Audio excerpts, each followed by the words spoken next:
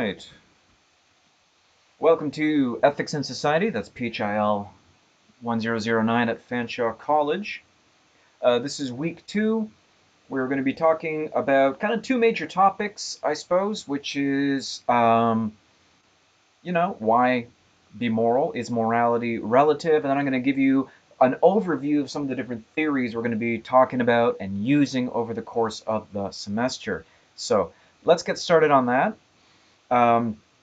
Before we do, I'm just going to give you kind of a quick review and recap of last week, right? Just kind of the major points, right? The idea was, by talking about these case studies, mostly drawn from biomedical ethics, was that, moral problems and thinking about morality are kind of inevitable because no matter how well thought out, your legal system is, your personal moralities, your personal ethics are, cases are going to show up that are going to challenge you. And in a sense, it doesn't really matter if there's an objective point of view or if we're just kind of inventing it because we have to have it. And we're fortunate enough to be living in a society where our reflections actually matter. Our contributions to public discourse really matter to our decisions. And so part of the goal of this class is to get us thinking about these sorts of issues, get us thinking about our moral and ethical commitments so that our contributions are useful. How many points do I have here? And often I myself am guilty of this. I kind of have a piecemeal problems-based approach. I see a problem, I think about it, but really we should be more principled in that, our solutions to particular problems reflect commitment to higher order and more abstract principles. This causes a problem that principles will sometimes conflict. And these conflict resolution requires us being rational, but requires us being impartial. Right? And again, none of this is optional. If you're online on FOL, actually, let me just go over to FOL right here. You'll see that I updated the site. Let me just go to the content here. I imported from, where's my table of contents? I imported the class from when I taught it last a few years ago. There's been some updates since. What I really want to draw your attention to is The Elements of Moral Philosophy. Here's a book. It's easy to find online. You can buy it. You don't need to buy it, but I think it's really useful. So in terms of the quizzes, based on the slides largely, so for the quizzes you'll be fine. For the essays, there are 2 essays. If you do not have the textbook, I do expect you'll do a little bit of research. Find scholarly sources to supplement the slides to support your argument. So if you don't have the book, that's okay, but I'll have a research expectation that, you go online, you find sources, good, reputable sources. And in terms of quizzes and other due dates, let's talk about that a little bit. Let me just go. I'm having some trouble today. So to complete things online in this course, we're going to be doing some quizzes.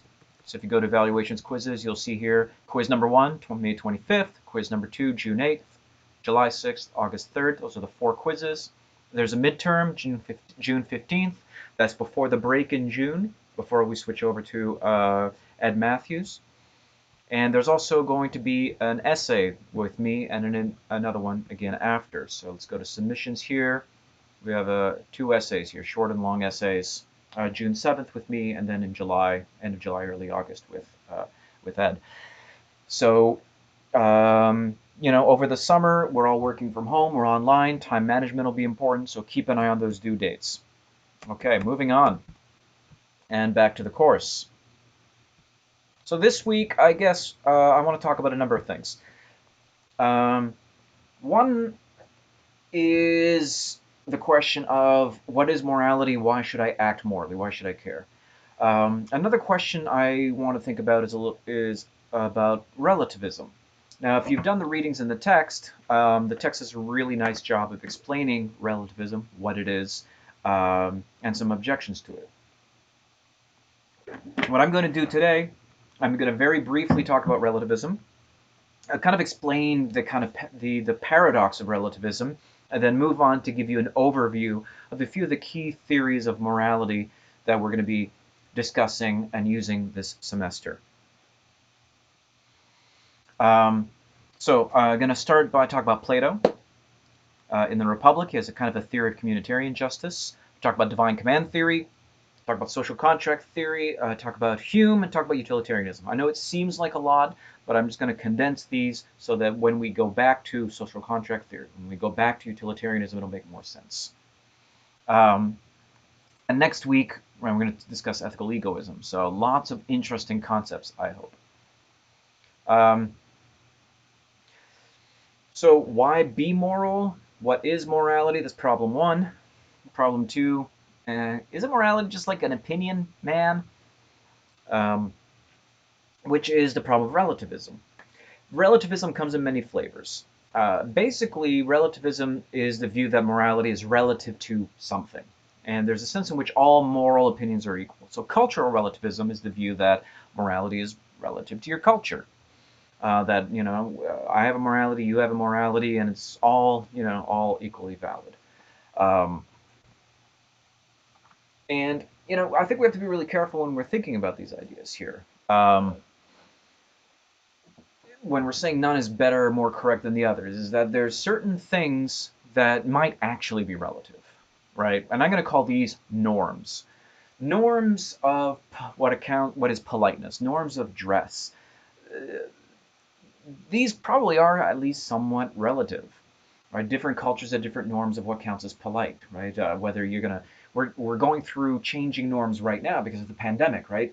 It's polite to shake hands, but right now you shouldn't shake hands. So our norms are changing. Norms of dress change over time as well, right? So how you dress is not really a moral issue in a way. It's kind of a relative issue of society's norms.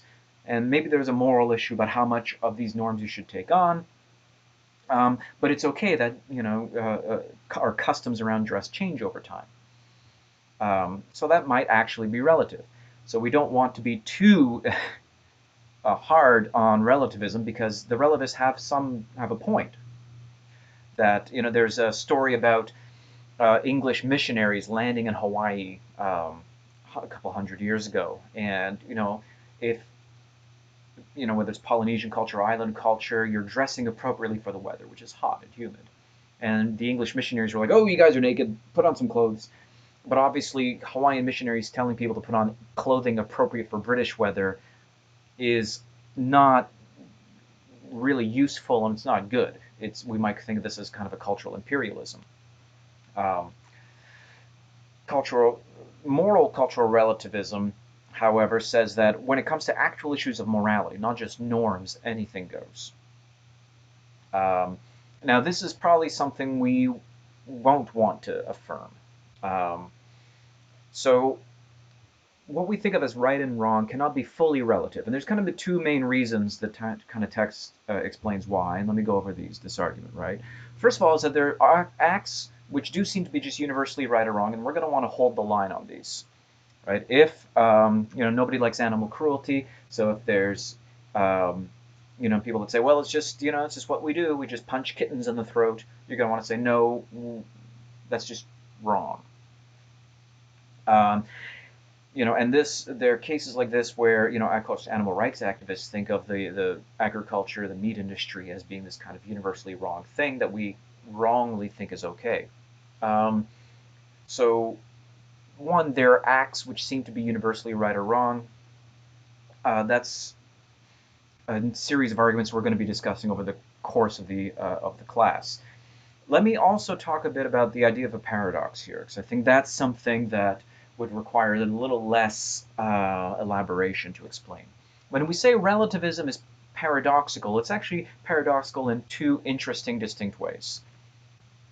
One, uh, if relativism is true, any culture that claimed its morality was in fact the only true one can't be criticized as wrong by the relativist, right? So suppose I'm the relativist and I say, well, every culture is equally valid, and then another culture comes up and says, that's good because my culture says you should be destroyed. I'm like, well, I guess we should be destroyed because that's just as the view that I should be destroyed is just as valid as any other view. So that's kind of weirdly paradoxical. Another one is that any relativism is kind of making an absolute claim. It's making a claim that is itself not subject to relativism. It's a claim about all things. The cultural relativist is not true relative to their culture. They're making an absolute claim, right? So this has to do with all forms of relativism, that they have to grapple with this paradox, and there's no good solution to it, I think, right? So the relativist is making claims not that if they were true, they would not be themselves subject to relativism. Um, However, the denial of relativism, you say relativism, if you can say relativism is false, can follow from affirming it, right? Again, let me just walk you through this paradox here. If relativism is true and all opinions are equally valid, the opinion, not all opinions are equally valid, is valid. But there's no such contradiction if we do not affirm full-fledged relativism.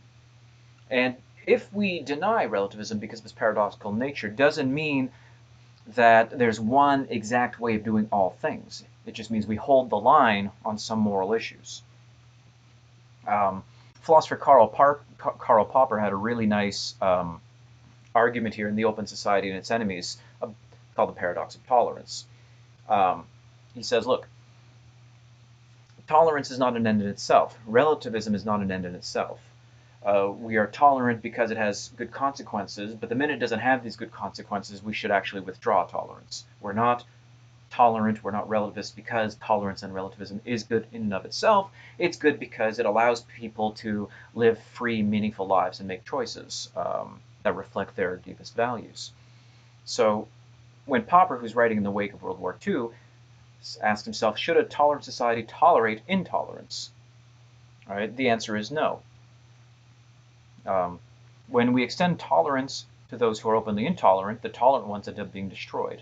So any movement that preaches intolerance and persecution, Popper says, is outside the law. Right? Defending tolerance requires not tolerating the intolerant, Karl Popper says in The Open Society and Its Enemies. Now, this might seem itself paradoxical, but that's because we just need to withdraw the view that toleration is good because of relativism.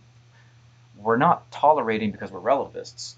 Toleration is a means to a different end, the ends of freedom, of human dignity. And when these ends are not served by tolerance, tolerance can be withdrawn. Human freedom and human dignity are not served by the toleration of, for example, Nazis. So that's from The Open Society's Enemies by Karl Popper.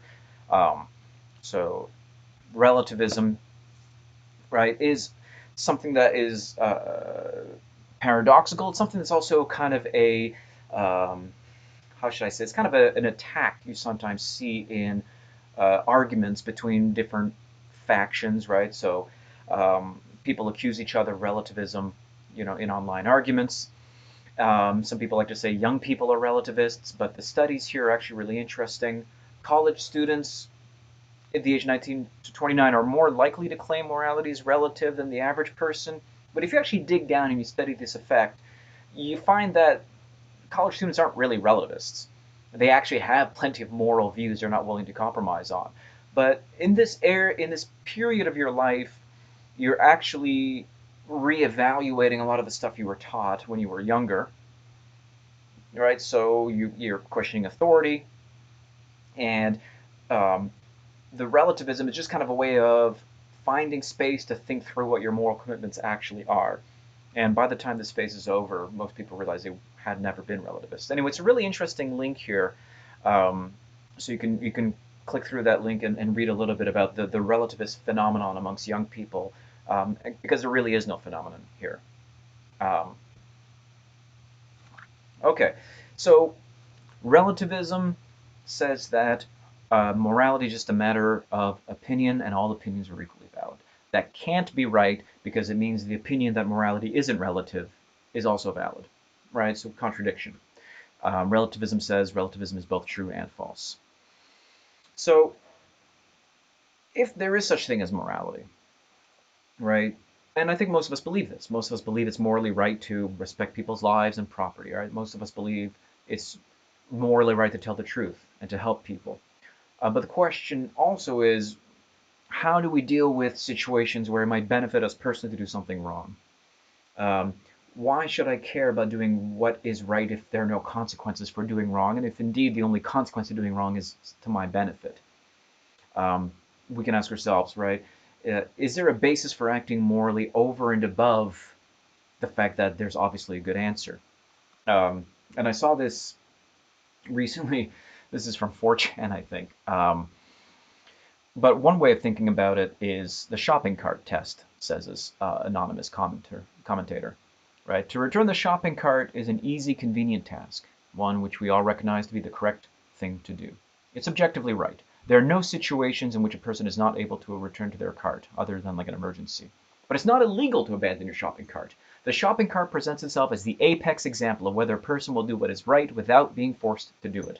No one will punish you for not returning the shopping cart. No one will fine you. No one will kill you.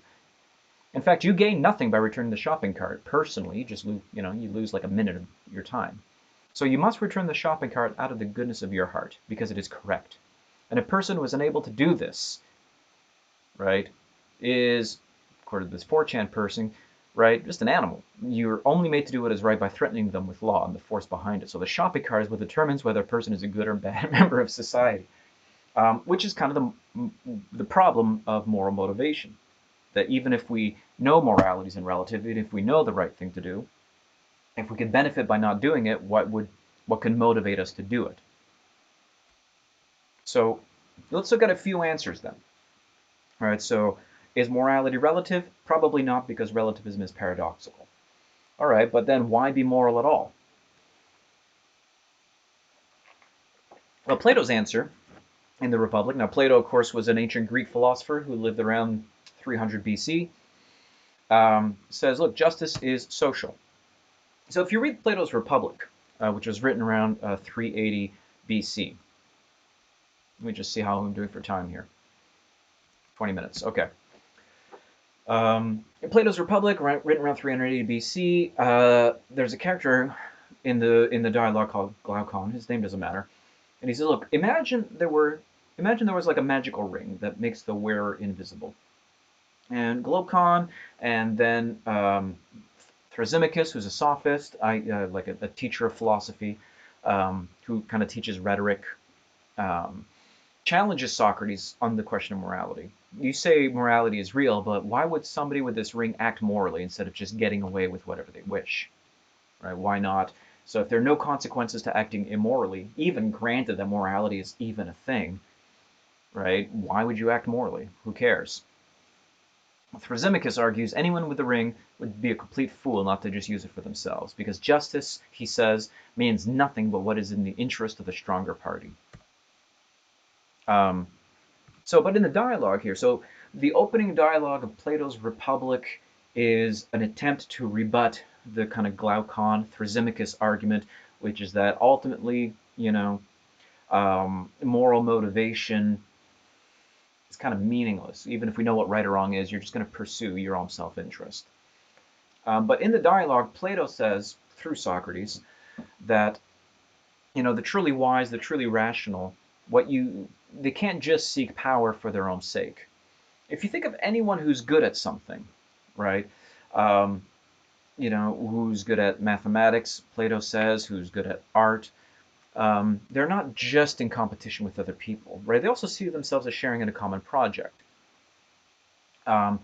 So Plato's going to say that justice is not a property of individuals, but of a society. What does this mean? So if you take a sport, right? Somebody who's really wants to be the best at basketball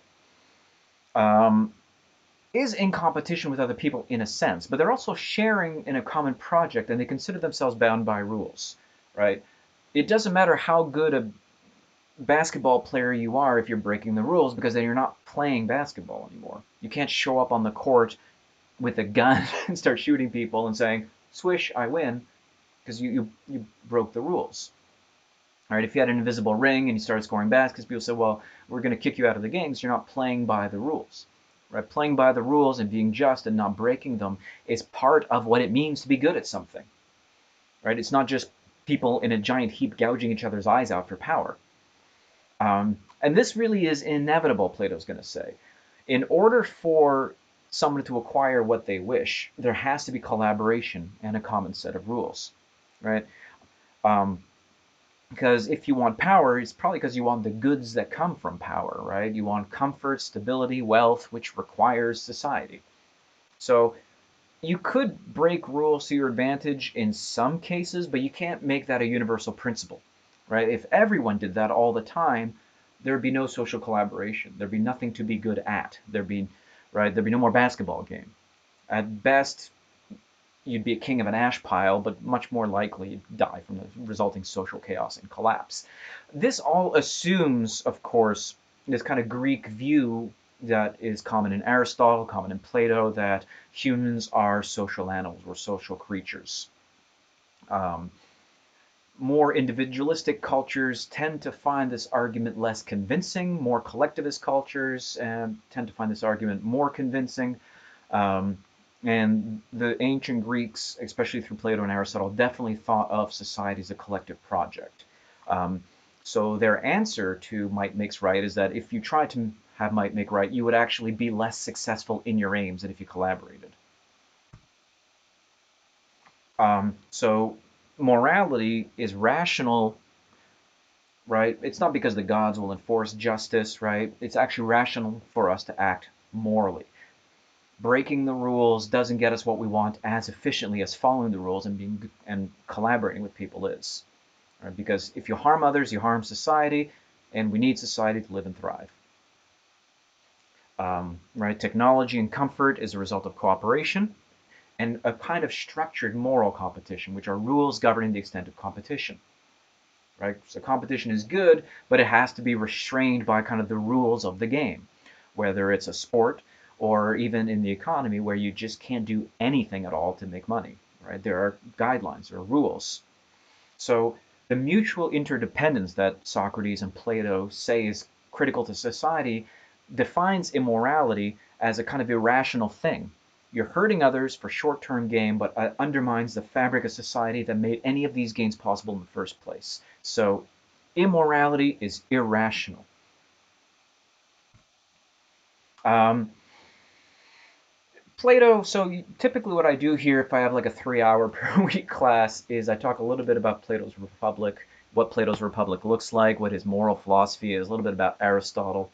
But I'm going to kind of keep this video short. I'm going to skip over any detailed discussion of Plato's Republic. If you're interested, have a look at the slides. You can also maybe read the Wikipedia page on Plato's Republic. What I wanted to walk you through was the argument that right? Might makes right is irrational from Plato's point of view. So let's just move on from Plato's Republic. Um, Another common answer to the problem of moral motivation and kind of the structure of morality is divine command theory. So why should we be moral? Um, well, because God will reward those who follow His rules, punish those who don't. So that's your answer right there. We need to be moral because there are consequences for not being moral, consequences that will be divinely ordained. Again, let's talk about Plato very briefly here because Plato, through Socrates, kind of discusses the idea of divine command theory as one potential alternative basis of moral motivation, distinct from the one he sets out in the Republic, which is that morality is rational. Plato doesn't want divine command theory as a basis for ethics. He wants rationality to be the basis for ethics.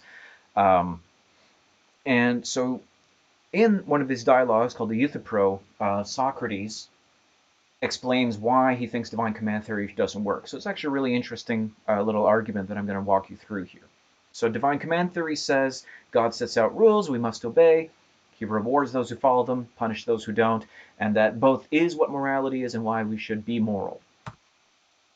Um, so divine command theory says, look, an action is morally right if it is commanded by a god. And in the Euthyphro, Socrates, which is another Platonic dialogue, separate from the Republic, Socrates issues a challenge to it. And Socrates asks whether, look, is an action good because the gods say it's good? Or do the gods say an action is good just because it is in itself a good action? So this dilemma against divine command theory suggests that divine command theory can't possibly be right. Because on the one hand, so there's kind of two there's two options here, right? Is an action good because God says it's good? Asked Socrates in the Euthyphro, again, 2,300 years ago. Um, if one is true, that means if what God says kind of goes. That means God could say tomorrow, hey, let's torture kittens for fun. That's good. Everybody grab a kitten and we're going to torture it. That's what's good now. Now, most of us would say, hold on here. No, we can't do that. That's that's just wrong. It doesn't matter what God says. You can't just torture kittens. Um, Now, you might say, well, this example is bad because why would God ever tell us to torture something? Torturing is wrong. Well, that brings you to the other dilemma, which is the dilemma in point two. So, the God say an action is good because it is a good action. But then goodness, Socrates says, is actually independent of God. The gods are reporting or informing us about what is in itself good. Right? Gods are not themselves a standard of morality, something, right? They're kind of reporting on morality, but what makes an action intrinsically good? Socrates, Plato's going to say reason. So the dilemma is, look, either you say an action is good because God said it, in which case God could say literally anything, or if you don't believe God could say literally anything, you're saying God is constrained by something. Constrained by what? Presumably something like rationality, which is what I'm saying all along. Right, so neither option looks really good for divine command theory. We're not good because the gods command us, because the gods could have commanded us to do anything. And obviously not just anything is moral. But if the gods couldn't command us just to do anything, then they're commanding us to do specific things, and we should just be doing, and there's got to be a reason for it, and we should be just doing it for that reason rather than because of the command. So neither option looks good for divine command theory, says Socrates/Plato. Right? So again, is something right because God commanded it? That's arbitrary. God could command anything. Does God command it because it's good? Well, that's not divine command theory anymore. So that's kind of the dilemma Socrates and Plato puts forward for divine command theory 2,300 years ago. Again, this is kind of a fascinating philosophical issue in divine command theory. It's called Euthyphro's dilemma. Let me just see. Do I have a slide where I call it that? Yeah. The Wikipedia link here to the Euthyphro dilemma. If you're interested in reading more about this, if you're kind of like, wait a minute, that can't be right. I believe in Zeus. You can read here because there's some answers to this dialogue here. There's some answers to this problem, and it's a great paper topic. Okay, another basis for both morality and moral motivation, if we fast forward a little bit, is something called social contract theory, and we're actually going to go in week 6, I think 6, 7. We're going to go back and talk a lot more about social contract theory. All right, so I'm going to fast forward 2,000 years from the argument over divine command theory. Um, so, I mean, society around this time in the 17th century, talking, 16, so Thomas Hobbes was born 1679, so we're talking about the period like 1700s. Society is becoming secular. Ethics is kind of more humanistic. And Thomas Hobbes says we need a secular basis for ethics. And the answer is kind of similar to Plato's in social contract theory. So Thomas Hobbes in the Leviathan says we need a social contract because individuals are better off living in a cooperative society. But a cooperative society only exists if we adopt certain rules of behavior, right? We have to come up with a deal and obey the rules of this deal. So for Hobbes, though, the idea isn't that morality is just kind of there's like a rational path towards the good.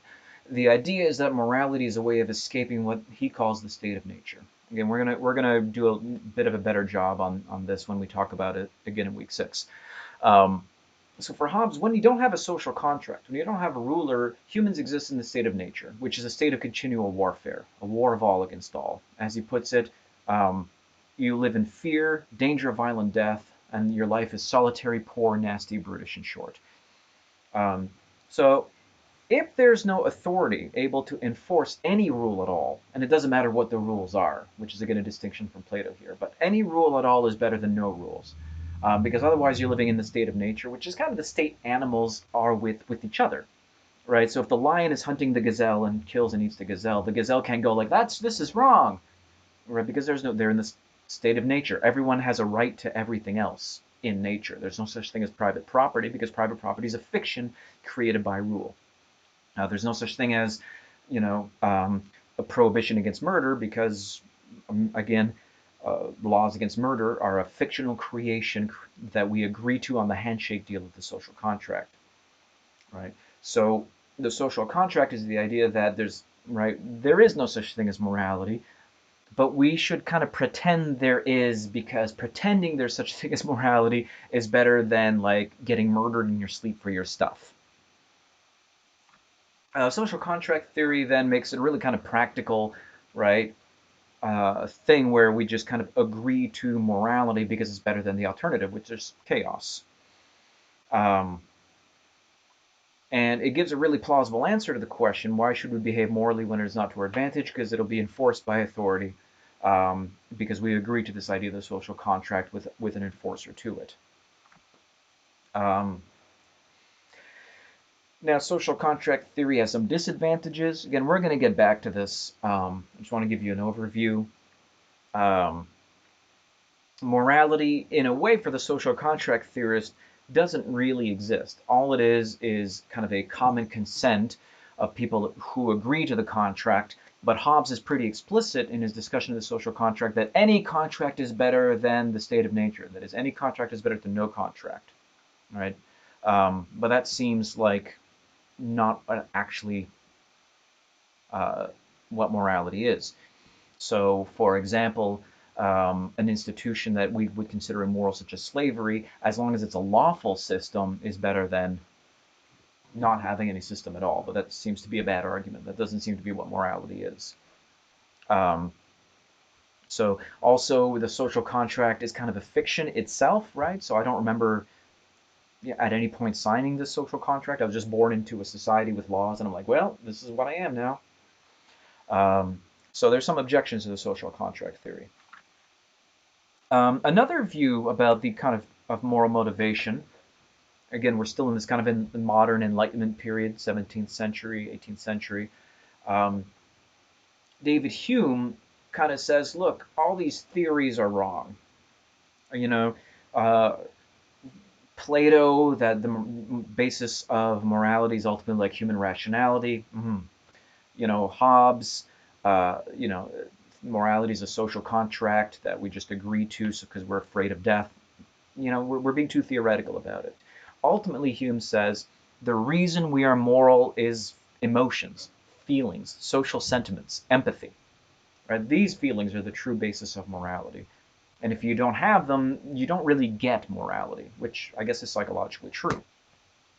Um, One reason Hume grounded morality in emotions, in empathy, and what he calls sentiments, was his argument that you can't get from theory to morality. There's no facts that could justify morality.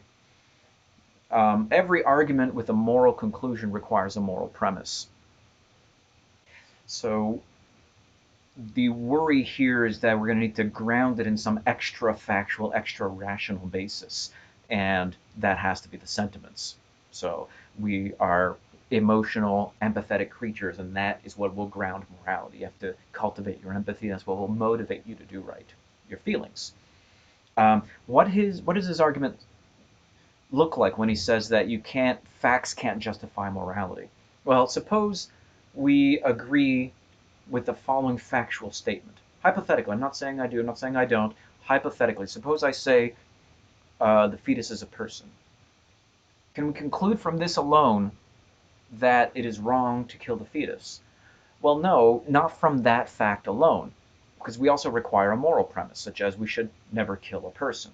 All right, that's the op statement, that's the moral statement. And frankly, either premise can be disputed. We can either dispute personhood or we can dispute the morality of killing. But for Hume, the take home was that previous philosophers had kind of got it all wrong because all moral arguments require moral premises, right? Non-moral facts can't ground morality. Ultimately, what we have is just kind of this non-rational, empathetic basis for morality. Okay, let me just kind of again go over Hume's argument that we need emotions to ground morality and moral motivation and not a rational basis, right? No factual statement that is non-moral, no rational statement that is non-moral by itself gives you a moral conclusion, right? Because if I tell you the fetus is a person, we also need the extra premise working with it. Here's how you should treat a person. So you need that should statement. Where did that should statement come from, right? It, Hume's going to say there's no rational basis.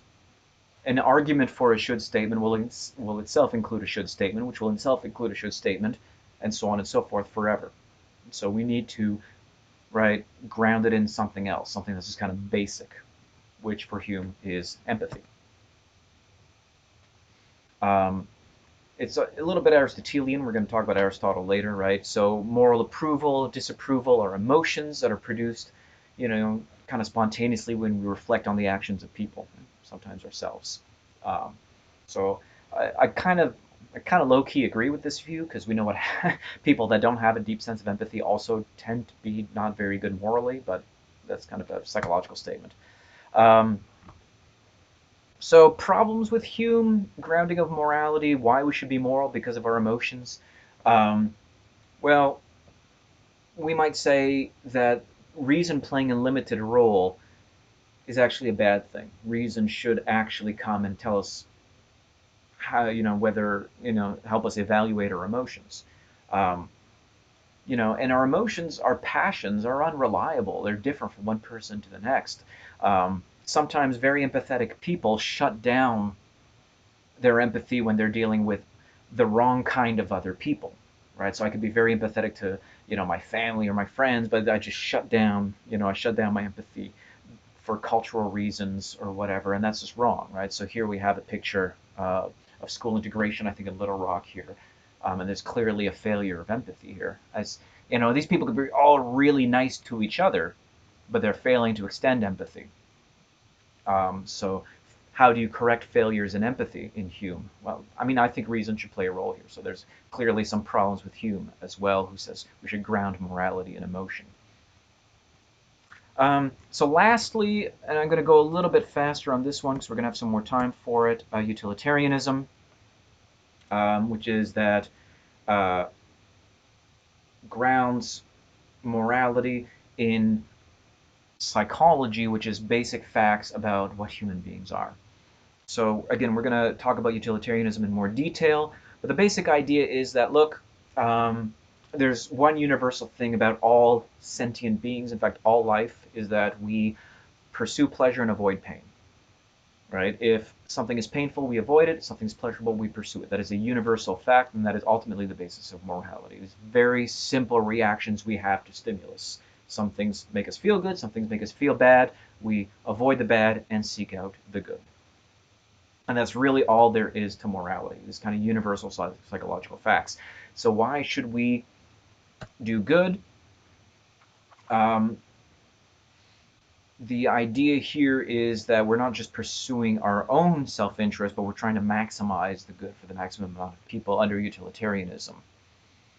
Um, so the best way to arrange society would be to make it possible for people to be happy and avoid suffering. Everyone has a right to happiness. Everyone's suffering counts equally, and we should work towards that.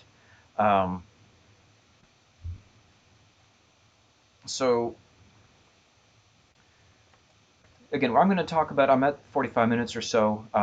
You can kind of look at the slides for utilitarianism. I think I'm getting a little bit too long here. But for the utilitarian, the grounding is ultimately psychological in this sense. And I'm going to kind of leave the motivation question dangling here. Because it, of course, utilitarianism kind of like opens up this question of like, well, shouldn't I just pursue my pleasure? Shouldn't I just and avoid my pain and forget about everyone else? And that's the view of ethical egoism, which we're going to discuss actually in the next module. And if we can deal with ethical egoism, we'll be left with um, a utilitarianism that is universal here. So I'm just going to kind of leave the question dangling here. Um, have a look at the readings if you have the book. Otherwise, don't worry about it too much. Make sure that you're on top of your quizzes and essays. and we're going to look forward to talking to you again next week.